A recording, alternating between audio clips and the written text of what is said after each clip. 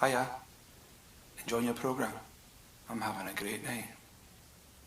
Been messaging your daughter. Have been for weeks. I really get her, she says. Make her feel all grown up. Oh, those pictures she sent me. Nice. I told her she was beautiful. She really fell for that. She's coming over tomorrow for a few drinks. We'll see what happens. Cannot.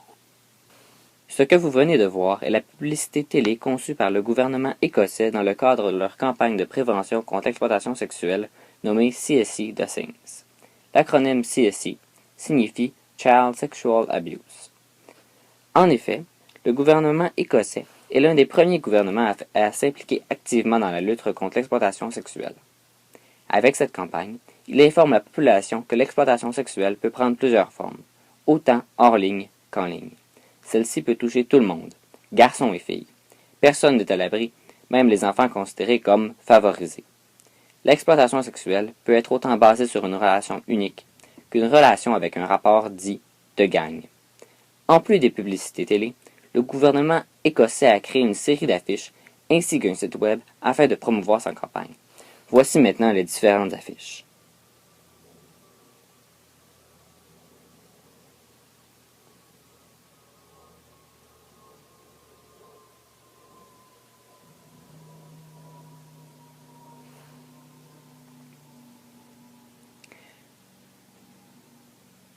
Sur le dit site web, on retrouve plusieurs informations telles comment repérer les différents signes d'exploitation sexuelle, des conseils de prévention et qui contacter si nous avons des doutes.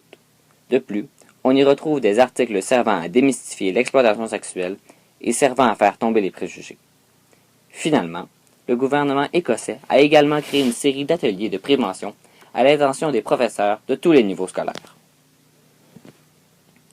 Maintenant, retournons chez nous pour voir ce qu'il en est au Québec. Le Québec, malgré une série de campagnes contre l'intimidation, a peu fait en ce qui concerne l'exploitation sexuelle. Notre cher premier ministre Couillard préfère sans aucun doute l'équilibre budgétaire à l'équilibre de sa population. À force de coupes dans le système de santé et l'éducation, peu d'efforts ont pu être investis dans cette lutte. Toujours suivant le même principe d'équilibre et d'austérité, le gouvernement a effectué des coupes de plus de 50 millions de dollars dans ses centres jeunesse du Québec. Jusqu'à quel point son fameux équilibre budgétaire est-il souhaitable? Voulons-nous vraiment couper dans les services essentiels? Nous devrions peut-être commencer à prendre exemple sur les Écossais et prendre nos responsabilités au sérieux.